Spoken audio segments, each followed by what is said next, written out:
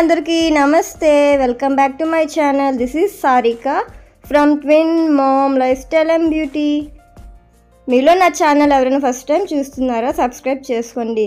నా ఛానల్లో వ్లాగ్స్ ఉంటాయి అండ్ బ్యూటీ టిప్స్ ఉంటాయి, షాప్స్ ఎక్స్ప్లోరింగ్ ఉంటుంది।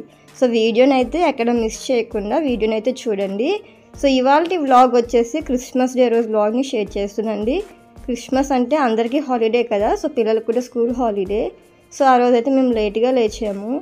ఈ క్రిస్మస్ డే రోజు స్కూల్ హాలిడే అండి, సో అందరికీ హాలిడే ఉంటుంది కదా, సో లేట్గా అయితే లేచాము। సో ఫస్ట్ లేవగానే బయటని బాల్కనీ అని నీట్గా క్లీన్ చేసుకుని ముగ్గు వేసుకున్నాను। నేను చాలా వీడియోస్లో షేర్ చేశాను, సో నాకైతే ముగ్గులు రావు। అండ్ ఇప్పుడు వచ్చేసి సంక్రాంతి టైం కదా మనకి, సో నల్లగండ ముగ్గు అయితే ఒకటి నేర్చుకున్నాను, సో అదే వేసాను అనమాట। అండ్ ఇస్త్రాకు అంటారు కదా, సో ఆ ముగ్గు కూడా వేశాను। సో ముగ్గు అంతా అయిపోయిన తర్వాత నేనైతే ఫ్రెష్ అప్ అయిపోయానండి। సో ఫ్రెష్ అప్ అయిపోయిన తర్వాత బ్రేక్ఫాస్ట్ కోసం నేను దోశ అయితే వేస్తున్నాను। మనం దోశ పిండి రుబ్బుకొని పని లేకుండా ఇన్స్టెంట్గా అప్పటికప్పుడు దోశలు వేసుకోవచ్చు। సో దోశ వేసుకోవాలంటే మెయిన్గా కావాల్సింది బొంబాయి రవ్వ। ఒక కప్పు బొంబాయి రవ్వ తీసుకోవాలి, ఇది మిక్సీ జార్లోకి వేసుకోవాలి। అండ్ 2 టేబుల్ స్పూన్ అటుకులు తీసుకోవాలి। అటుకులు వేయడం వల్ల పిండికి బైండింగ్ అనేది వస్తుంది। తర్వాత పిండి తీసుకోవాలండి, 1/2 కప్ గోధుమ పిండి వేసుకున్న తర్వాత 1 టేబుల్ స్పూన్ షుగర్ యాడ్ చేసుకోవాలి। షుగర్ యాడ్ చేయడం వల్ల దోశ అనేది మంచి కలర్ వస్తుంది। సో ఇదంతా ఫైన్ పౌడర్గా బ్లెండ్ చేసుకోవాలి, ఎంత వీలైతే అంత పౌడర్గా బ్లెండ్ చేసుకొని ఒక బౌల్లోకి వేసుకోవాలి। ఇప్పుడు ఇందులో రుచికి సరిపోయిన సాల్ట్ యాడ్ చేసుకొని మనం ఏ కప్కి అయితే బొంబాయి రవ్వ వేసుకున్నామో అదే కప్కి పెరుగు అయితే వేసుకోవాలి। పుల్లటి పెరుగైనా పర్వాలేదండి, వేసుకోవచ్చు। సో పెరుగు వేసుకున్న తర్వాత 1/2 కప్ ఆఫ్ వాటర్ యాడ్ చేసుకొని పిండిని బాగా మిక్స్ చేసుకోవాలి। మనకి పిండి వచ్చేసి దోశ బ్యాటర్ ఎలా ఉంటుందో సో అలా రావాలన్నమాట, అలా అయితే మనకి దోశలు అనేది చాలా క్రిస్పీగా వస్తూ ఉంటాయి। సో ఇది పిండి బాగా మిక్స్ చేసుకోవాలి, ఎక్కడ లమ్స్ ఏమి లేకుండా పిండిని అయితే నీట్గా మిక్స్ చేసుకోవాలండి। కొంచెం గోధుమలో వేసాం కదా, సో పిండి అనేది మనకి కొంచెం గరుకుగా ఉంటుంది। సో ఈ పిండిని బాగా మిక్స్ చేసుకున్న తర్వాత క్యాప్తో క్లోజ్ చేసుకొని ఒక 10 మినిట్స్ వరకు సైడ్ పెట్టేసుకోవాలి। సో పిండి ఈ లోపు నానుతూ ఉంటుంది, మనం ఈ లోపు చట్నీ అనేది ప్రిపేర్ చేసుకున్నాం। స్టవ్ పైన ఒక ప్యాన్ పెట్టుకున్నానని అందులో 1 టేబుల్ స్పూన్ ఆయిల్ యాడ్ చేసుకున్నాను। అండ్ 2 టేబుల్ స్పూన్ పచ్చెనపప్పు వేసుకున్నాను। అండ్ పచ్చిమిర్చి వచ్చి 3 తీసుకున్నాను, మీరు కారం చూసుకుని పచ్చిమిర్చి యాడ్ చేసుకోండి। ఇందులో 1/2 టీ స్పూన్ జీలకర్ర యాడ్ చేశాను। ఫస్ట్ మనం శనగపప్పుని బాగా ఫ్రై చేసుకోవాలి। శనగపప్పు ఎంత బాగా ఫ్రై చేసుకుంటే మనకి చట్నీ అనేది అంత టేస్ట్గా వస్తుంది। అల్లం ముక్క వేసుకోవాలండి, అండ్ తర్వాత చింతపండు కూడా వేసుకోవాలి। చింతపండు వేయడం వల్ల చట్నీ అనేది చాలా టేస్టీగా ఉంటుంది। శనగపప్పుని బాగా ఫ్రై చేసుకొని స్టవ్ ఆఫ్ చేసుకోవాలి। ఇప్పుడు 1 కప్ మనం కొబ్బరికాయ ఉంటుంది కదా, దాన్ని చిన్న పీసెస్గా కట్ చేసుకొని మిక్సీ జార్లోకి వేసుకోవాలి।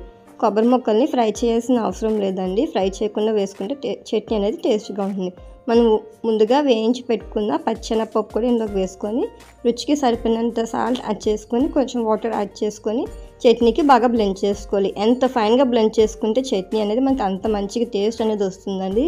సో చట్నీ అయితే రెడీ అయిపోయింది। సో చట్నీ పైన పోపు వేయడం కోసం స్టవ్ పైన ఒక ప్యాన్ పెట్టుకున్నాను, అందులో 1/2 టీ స్పూన్ ఆఫ్ ఆవాలు వేసుకున్నాను।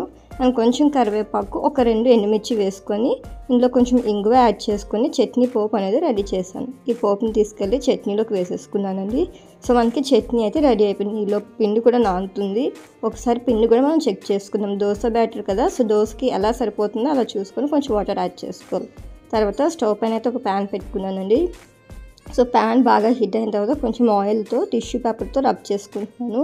సో పిల్లలకు కదా అని చెప్పేసి చిన్న దోశలు అయితే వేస్తున్నాను। ఈ దోశ పైన నేను క్యారెట్ అనేది తురుముకున్నానండి। సో ముందుగానే ప్లేట్లోకి క్యారెట్ తురుము పెట్టుకున్నాను।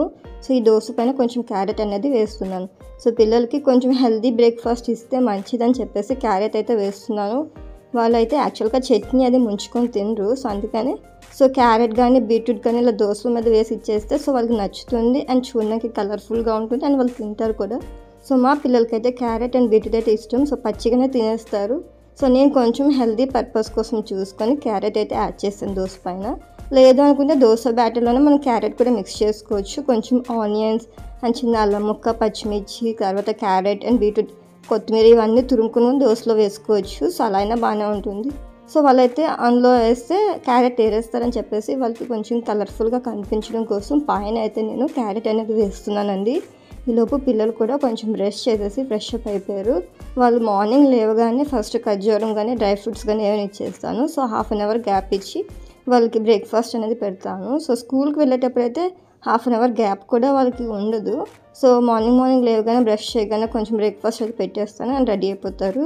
సో వాళ్ళకైతే ఫైనల్గా క్యారెట్ దోశ అయితే రెడీ అయిపోయింది. ఒక పక్క చట్నీ వేసాను అండ్ ఇంకో పక్క వచ్చేసి టమాటా కెచప్ వేసి ఇచ్చాను. సో టమాటా కెచప్ లేకపోతే వాళ్ళిద్దరూ తినరు. సో 2 దోసెస్ అయితే వేసి ఇచ్చేసాను. సో వాళ్ళకి దోశ వేసి ఇచ్చిన తర్వాత నేను కోకోనట్ వాటర్ అయితే తెచ్చుకున్నానండి. ఎందుకంటే బాగా వెయిట్ చేసిందని చెప్పేసి బాటిల్ నిండుగా తెచ్చుకున్నాను. సో వాళ్ళకి దోశ వేసి ఇచ్చిన తర్వాత కోకోనట్ వాటర్ అయితే తాగుతున్నాను, కొంచెం తాగుతున్నాను. అండ్ ఫైనల్గా బాటిల్ మొత్తం కంప్లీట్ చేయాలని చెప్పేసి వాటర్ అయితే తీసుకుంటున్నాను.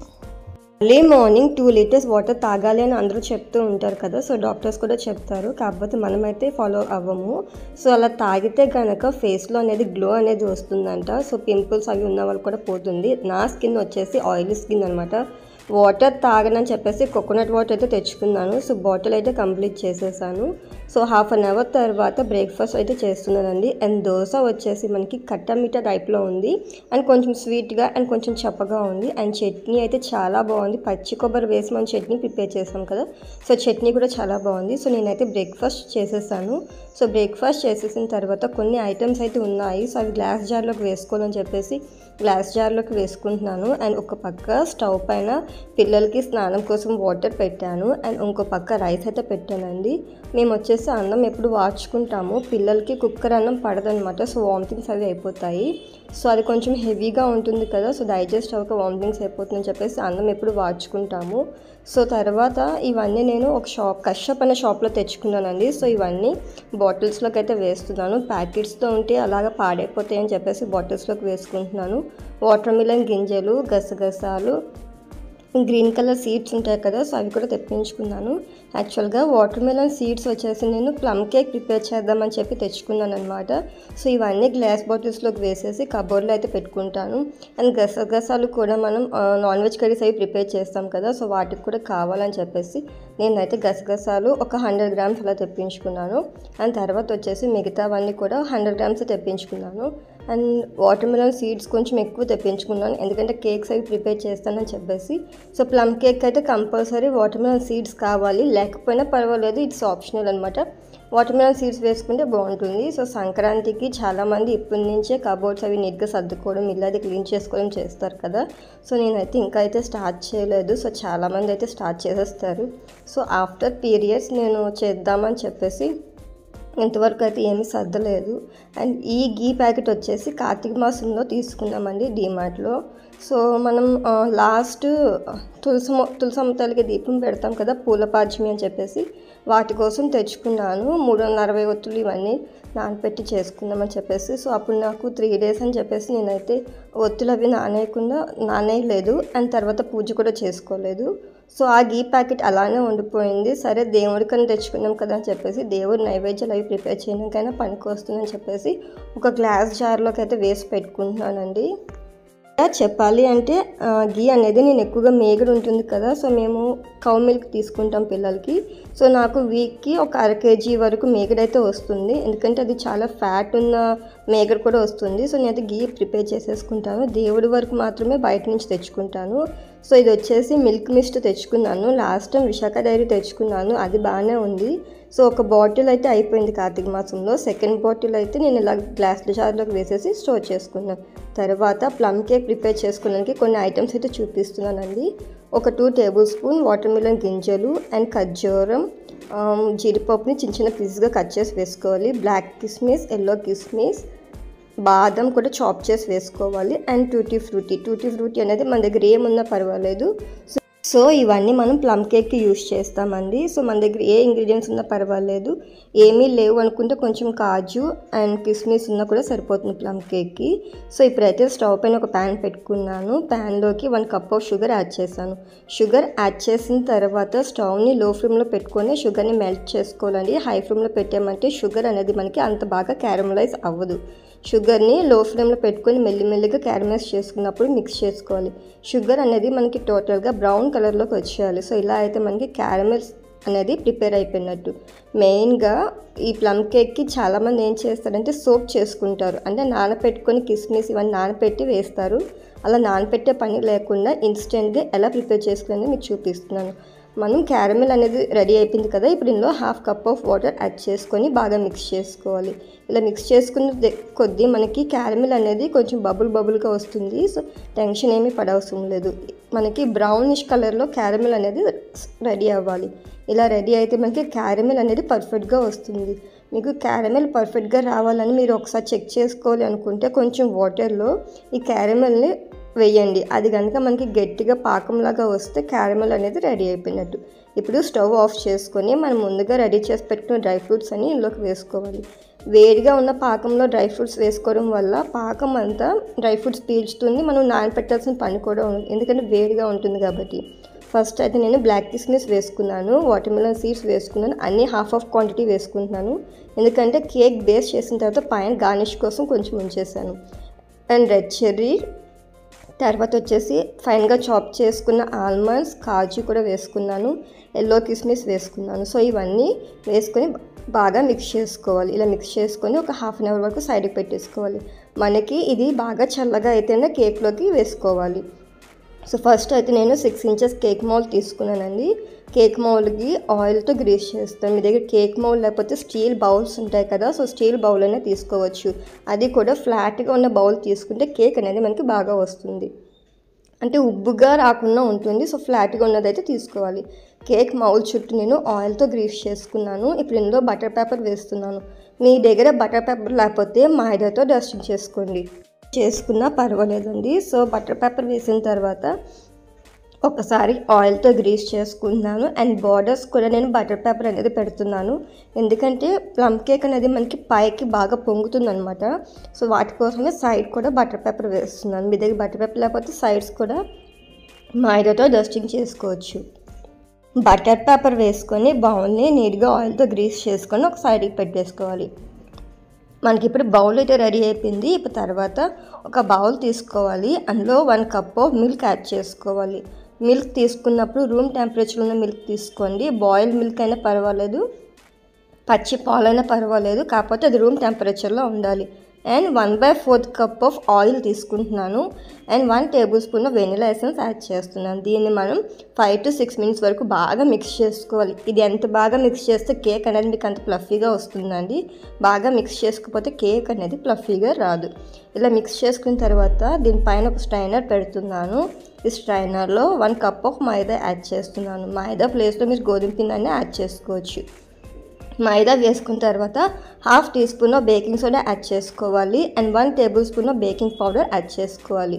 పిండిని బాగా జల్లించుకోవాలి. ఎప్పుడైనా కేక్ ప్రిపేర్ చేసేటప్పుడు పిండి కనీసం 2 to 3 టైమ్స్ జల్లించుకుంటేనే మనకి కేక్ అనేది బాగా వస్తుంది, లేదంటే లమ్స్ లేకుండా ఉంటుంది. ఇలా పిండి జల్లించుకున్న తర్వాత ఇందులో దాల్చిన చెక్క పొడి వేస్తున్నానండి. దాల్చిన చెక్క ఉంటుంది కదా, సో మిక్సీ పట్టేసి ఆ పౌడర్ని మనం ఇందులోకి వేసుకోవాలి. మీకు కావాలి అనుకుంటే ఇలాచీ పౌడర్ కూడా యాడ్ చేసుకోవచ్చు. దాల్చిన చెక్క పౌడర్ ప్లమ్ కేక్లో యాడ్ చేసుకుంటే టేస్ట్ అనేది చాలా బాగుంటుంది. సో ముందుగా మనం క్యారమలైజ్ చేసి పెట్టుకున్న డ్రై ఫ్రూట్స్ అన్నీ ఉన్నాయి కదా, సో అది బాగా చల్లగా అయిన తర్వాత ఇందులోకి యాడ్ చేయాలండి. వేడిగా ఉన్నప్పుడు యాడ్ చేస్తే కేక్ అనేది మీకు బాగా రాదు, పైన అంతా తేమగా ఉంటుంది, అండ్ లోపల కూడా మీకు ఉడుక్కుండా ఉంటుంది. డ్రై ఫ్రూట్స్ అన్నీ యాడ్ చేసుకున్న తర్వాత 1/2 కప్ ఆఫ్ మిల్క్ యాడ్ చేసుకొని ఈ బ్యాటర్ని మనం కట్ అండ్ ఫోల్డ్ మెథడ్లో మిక్స్ చేసుకోవాలి. డ్రై ఫ్రూట్స్ వేసాం కదా, కొంచెం మనకి ఏంటంటే ఉండగా కనిపిస్తుంది. సో అలా కాకుండా నీట్గా కట్ అండ్ ఫోల్డ్ మెథడ్లో మిక్స్ చేసుకోవాలి. కట్ అండ్ ఫోల్డ్ మెథడ్లో మిక్స్ చేసుకోవడం వల్ల లమ్స్ అవి లేకుండా ఉంటే, లోపల ఎయిర్ గ్యాప్స్ కూడా లేకుండా ఉంటే కేక్ అనేది మనకి ఫ్లఫీగా బేక్ అవుతుంది. సో కొంచెం మిల్క్ చూసుకొని యాడ్ చేసుకోండి. కేక్ బ్యాటర్ ఎప్పుడైనా రిబ్బన్ టెక్స్చర్లో ఉండాలి, అలా అయితేనే కేక్ అనేది మనకి స్పాంజీగా వస్తుంది. మనం ఈ ప్లమ్ కేక్లో ఎటువంటి ఎగ్ యూస్ చేయలేదు అండ్ పెరుగు కూడా యూస్ చేయలేదు కాబట్టి 1/2 teaspoon of vinegar add చేస్తున్నాను. వెనిగర్ యాడ్ చేయడం వల్ల కేక్ అనేది బబుల్స్గా వస్తుంది అండ్ స్పాంజీగా వస్తుంది. ఇప్పుడు దీన్ని మనం కట్ అండ్ ఫోల్డ్ మెథడ్లో మిక్స్ చేసుకోవాలి. ఇలా మిక్స్ చేసుకున్న తర్వాత మనం ముందుగా గ్రీస్ చేసి పెట్టుకున్న బౌల్ ఉంది కదండి, సో బౌల్లోకి అయితే వేసుకోవాలి. ప్లమ్ కేక్ అంటేనే డ్రై ఫ్రూట్స్ అండి, డ్రై ఫ్రూట్స్ ఉంటేనే ప్లమ్ కేక్ అనేది మనకి రెడీ అవుతుంది. సో ప్లమ్ కేక్లో డ్రై ఫ్రూట్స్ లేకపోతే అసలు ప్లమ్ కేక్ అనేది బాగోదు. సో ఇలా బ్యాటర్ అంతా వేసుకున్న తర్వాత 2 to 3 టైమ్స్ నీట్గా ట్యాప్ చేసుకోవాలి బౌల్ని.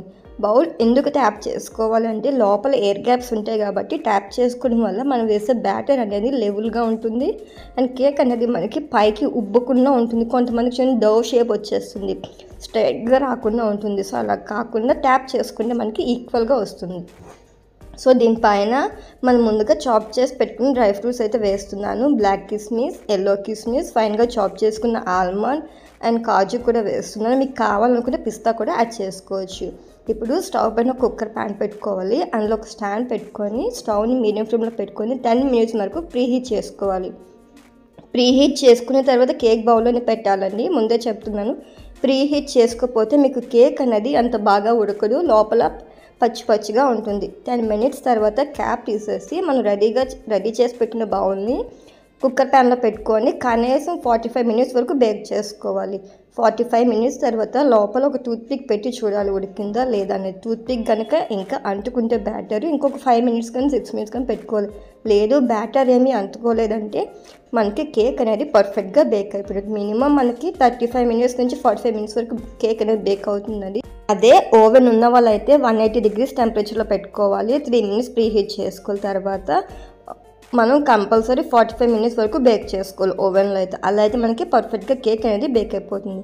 ప్లమ్ కేక్ అనేది మనకి ఇప్పుడు రెడీ అయిపోయింది కదా, ఒక 10 minutes బాగా చల్లార్చుకోవాలి. ఇలా చల్లారిన తర్వాత డీమౌల్డ్ చేయాలి.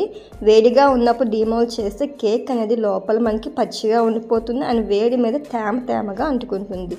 సో ఫైనల్గా కేక్ అయితే మీకు చూపిస్తున్నాను అండ్ కేక్ కూడా చాలా పర్ఫెక్ట్గా వచ్చిందండి.